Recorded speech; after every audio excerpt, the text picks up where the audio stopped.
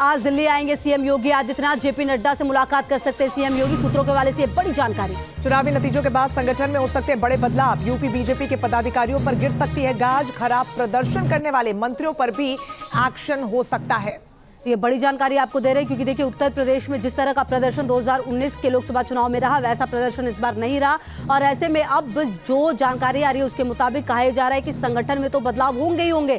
कई मंत्री भी ऐसे हैं जो कि रडार पर हैं और जिन पर एक्शन हो सकता है। और खुद सीएम योगी को दिल्ली बुलाया गया है। आज वो पहुंचेंगे। जेपी नड्डा से मुलाकात को लेकर उनका कार्यक्रम है। ऐसे में समीक्षा होगी इस बात पर कि उत्तर प्रदेश में जिस तरीके के नतीजे आए हैं उसकी वजह क्या है, क्योंकि सीएम योगी भी पूरी तरीके से एक्शन मोड में। तो यूपी में हार के बाद एक्शन में तैयारी। लोकसभा नतीजों की समीक्षा इस दौरान की जाएगी। हार के कारणों पर मंथन भी होगा। जी हाँ, और इसके अलावा जो एक्शन है उसमें देखिए यूपी में सिर्फ 33 सीट बीजेपी जो है वो जीती है और ऐसे में संगठन में बदलाव हो सकता है। ये बड़ी जानकारी सामने। साथ ही बेहद महत्वपूर्ण ये भी होगा कि खराब प्रदर्शन करने वालों पर क्या गाज गिरेगी, ये बड़ा सवाल है। इसके अलावा आपको बता दें कि जिस तरीके का प्रदर्शन रहा, क्षेत्रीय जिला अध्यक्षों पर भी गाज गिर सकती है।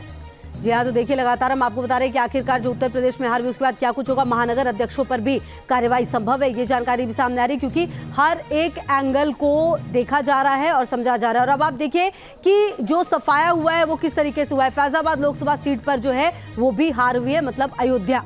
अंबेडकर नगर, बाराबंकी में भी हार का सामना करना पड़े तो वहीं अमेठी और सुल्तानपुर में भी जबरदस्त शिकस्त का सामना करना पड़ा। शुभम पांडे सहयोगी जुड़ गए हमारे साथ लखनऊ से सीधा ज्यादा जानकारी के साथ। शुभम, उत्तर प्रदेश एक ऐसा राज्य जिस पर सभी की निगाहें थी और अब मंथन का दौर जारी। सीएम भी पहुंचेंगे, क्या कुछ है जानकारी? जी बिल्कुल, देखिए आज मुख्यमंत्री योगी आदित्यनाथ शाम तक दिल्ली पहुंच सकते हैं और अपने आप में काफी ज्यादा महत्वपूर्ण ये दौरा, क्योंकि 2024 के लोकसभा चुनाव में भारतीय जनता पार्टी ने जो उत्तर प्रदेश से उम्मीद की थी वैसा कुछ भी होता हुआ उत्तर प्रदेश में नहीं नजर आया। और उत्तर प्रदेश में इस बड़े उलटफेर ने भारतीय जनता पार्टी को मंथन करने पर मजबूर कर दिया है।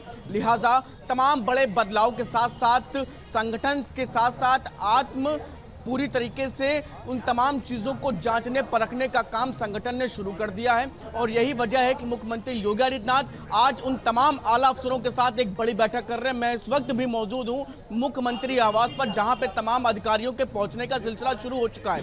एक एक चीज़ पर आकलन किया जा रहा है, एक एक चीज़ को समझा जा रहा है कि आखिर चूक कहाँ हुई। जिस उत्तर प्रदेश ने 2022 में, 2019 में, 2017 में एक के बाद एक लगातार। अच्छा देखिए शुभम, आज भी बड़ी मीटिंग बुलाई गई है जो जानकारी सामने आ रही है और योगी आदित्यनाथ उस मीटिंग को वहां यूपी में भी करेंगे और दिल्ली आने की बात भी कही जा रही है। मतलब साफ है उत्तर प्रदेश जो उम्मीद थी वो कर नहीं पाया और ऐसे में अब बड़े बदलाव हो सकते हैं। निश्चित तौर पर कयासों का बाजार गर्म है, बड़े बदलावों की बात कही जा रही है। मुख्यमंत्री योगी आदित्यनाथ राजधानी लखनऊ में एक तरफ जहां तमाम आला अफसरों के साथ एक बैठक ले रहे हैं, तो वहीं शाम होने तक दिल्ली में भी एक बड़ी बैठक होनी है जिसमें मुख्यमंत्री योगी आदित्यनाथ पूरा रिपोर्ट कार्ड उत्तर प्रदेश के उन तमाम लोकसभा क्षेत्रों में कौन कौन से जो अलग अलग जिले के प्रभारी रहे हैं, कौन कौन से जो मंत्री रहे हैं, सबका रिपोर्ट कार्ड आज दिल्ली में प्रस्तुत किया जा सकता है। और इस बैठक में तमाम बड़े अहम भी निर्णय लिए जा सकते हैं, चाहे वो संगठन से संबंधित हो, चाहे अलग अलग स्तर पर जो प्रभावी तौर पर जिम्मेदारियां अलग अलग लोगों को दी गई थी उससे संबंधित भी अहम निर्णय लिए जा सकते हैं। गाज भी कई लोगों पर गिर सकती है। निश्चित तौर पर बड़ा जो उलटफेर उत्तर प्रदेश में हुआ है, जिसके बाद हाई कमान से लेकर के नीचे तक पूरा जो है महकमा इस वक्त बिल्कुल। आज का जो दिन है बेहद महत्वपूर्ण है, आप नजर बनाए रखिएगा, आगे भी अपडेट्स लेंगे। फिलहाल बहुत शुक्रिया शुभम आपका तमाम जानकारी के लिए। तो बीजेपी ने 400 पार का नारा जरूर दिया था, लेकिन कसर रह गई और वो कसर यूपी में साफ तौर पर नजर आ रही है। दरअसल उत्तर प्रदेश में राहुल गांधी और अखिलेश यादव की जोड़ी ने सिर्फ वापसी नहीं की बल्कि एक ऐसा फॉर्मूला सेट कर दिया जो बीजेपी के सामने नई चुनौती बन गई। एक रिपोर्ट।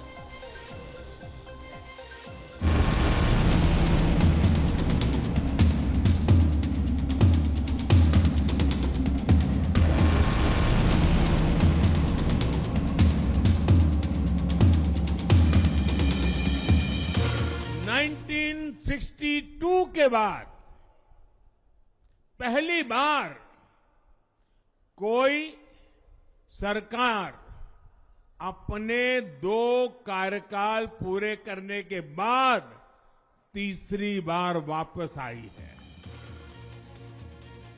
प्रधानमंत्री नरेंद्र मोदी तीसरी बार देश की कमान संभालने जा रहे हैं।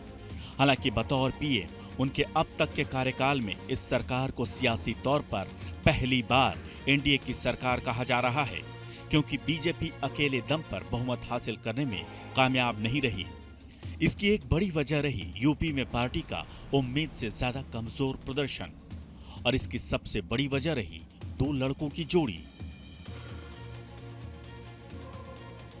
जो कभी फ्लॉप साबित हुई थी, लेकिन आज वही जोड़ी चुनावी बॉक्स ऑफिस पर लोगों को सुपरहिट नजर आ रही है। दरअसल यूपी में बीजेपी को घेरना, खासकर मोदी, शाह और योगी की रणनीति को तोड़ना आसान नहीं था। लेकिन इसके खिलाफ इस वक्त जिस एक तोड़ की सबसे ज्यादा चर्चा हो रही है, वो है अखिलेश यादव का पीडीए फॉर्मूला, जिस पर वो पिछले 2-3 साल से लगातार काम कर रहे थे और इस बार की चुनावी सभाओं में इसका बार बार जिक्र भी किया। सवाल परिवार का नहीं है, इस बार पूरा परिवार संविधान बचाने के लिए, लोकतंत्र बचाने के लिए बाबा साहब भीमराव अम्बेडकर जी ने जो संविधान बना, जिसके तहत हमें अधिकार सम्मान मिलता है, उसको बचाने के लिए सब हम लोग मैदान में। समाजवादी लोग इस बार भारतीय जनता पार्टी का मुकाबला कर रहे हैं। पीडीए बीजेपी को हराएगा, इंडिया गठबंधन की सरकार बनने जा रही है। दरअसल अखिलेश जिस पीडीए की बात करते आए हैं, उसके पीछे विशुद्ध जातिगत सियासत ही है, लेकिन कांग्रेस के साथ गठबंधन से जुड़कर यूपी में यह सिक्का भी चल गया। दरअसल अखिलेश ने पीडीए यानी पिछड़ा, दलित, अल्पसंख्यक को एक साथ जोड़ने का एक विनिंग फॉर्मूला तैयार किया। इसके जरिए उन्होंने हिंदुत्व की सियासत की काट के लिए जाति फैक्टर को साधने पर ताकत झोंक दी। साथ ही यादव और मुसलमान वोट बैंक से इतर जाकर भी उन्होंने नई जातियों को जोड़ने की पूरी कोशिश की। 8,500 रुपए कैश और नौकरी की गारंटी का दांव भी काम कर गया। माना जा रहा है कि यूपी में बीजेपी को सिर्फ 33 सीटों पर सिमटा देने में इंडिया ब्लॉक की तरफ से टिकट बंटवारे वाली समझदारी का भी हाथ है। मसलन अखिलेश ने यादव वाला मोह भी छोड़ने की हिम्मत दिखाई। 27 गैर यादव ओबीसी उम्मीदवारों को टिकट देने के साथ साथ अगड़ी जाति के 11 उम्मीदवारों को भी टिकट दिया, जिनमें ब्राह्मण 4, राजपूत 2, वैश्य 2, खत्री 1 शामिल थे। अखिलेश ने 4 मुस्लिम और 15 अनुसूचित जाति के उम्मीदवारों को भी टिकट दिया। समाजवादी पार्टी ने जाति समीकरण इस चुनाव में, लोकसभा के चुनाव में जाति समीकरण जिस तरीके से बैठाया है, वो चाहे टिकट बंटवारे से लेके प्रत्याशियों का चयन हो, हर जगह सपा ने अपनी सूझबूझ दिखाई, अखिलेश यादव ने अपनी सूझबूझ दिखाई है। पूरे चुनाव के दौरान बीजेपी जिस दम पर 400 पार का नारा दे रही थी, वो यूपी की 80 सीटें ही थी। खुद यूपी के मुख्यमंत्री योगी आदित्यनाथ का दावा था कि यूपी में 80 की 80 सीट पीएम मोदी के हवाले होगी। उत्तर प्रदेश में तो हम तय कर चुके हैं, 80 सीट है उत्तर प्रदेश में, 80 लोकसभा सीट, और 80 की 80 सीट मोदी जी के हवाले उत्तर प्रदेश करने जा रहा है। बीजेपी ने यूपी के अपने 62 सांसदों में से 48 सांसद को चुनाव रण में उतारा था, लेकिन पीएम मोदी सहित आधे से भी कम, महज 22 पार्टी सांसदों की संसद में वापसी हो रही है। जाहिर है, पन्ना प्रमुखों से लेकर बूथ प्रबंधन तक में भरोसा रखने वाली बीजेपी इस वक्त मंथन के दौर से गुजर रही है। हारे हुए सांसद से लेकर यूपी में पार्टी लीडर तक वजहों की तलाश कर रहे हैं। उत्तर प्रदेश में सबसे ज्यादा लोगों को ये ओवर कॉन्फिडेंस था, ये महसूस करते थे कि हम तो जीत ही गए। और भी कई कारण हैं, लेकिन उसमें सबसे बड़ा कारण यही है कि अति आत्मविश्वास की वजह से हमको सीटें कम मिली। शायद मुझे लग रहा है कि मुझे उम्मीद से ज्यादा मिला, क्योंकि मुझे 15 दिन पहले से लग रहा था कि कुछ गड़बड़ जरूर है। हाँ, इतना जरूर है कि जिन लोगों ने मोदी जी के इस मुहिम में रोड़े अटकाए हैं, उनको जरूर चिन्हित करके ऊपर बात करें। ये सच है कि बीजेपी को यूपी में सीट गंवानी पड़ी है और उसे करीब 8% वोट का भी नुकसान हुआ है, लेकिन समाजवादी पार्टी और कांग्रेस गठबंधन ने मिलकर 43 सीट लाने के बावजूद अकेली बीजेपी की तुलना में सिर्फ 2% ज्यादा वोट हासिल कर पाए हैं।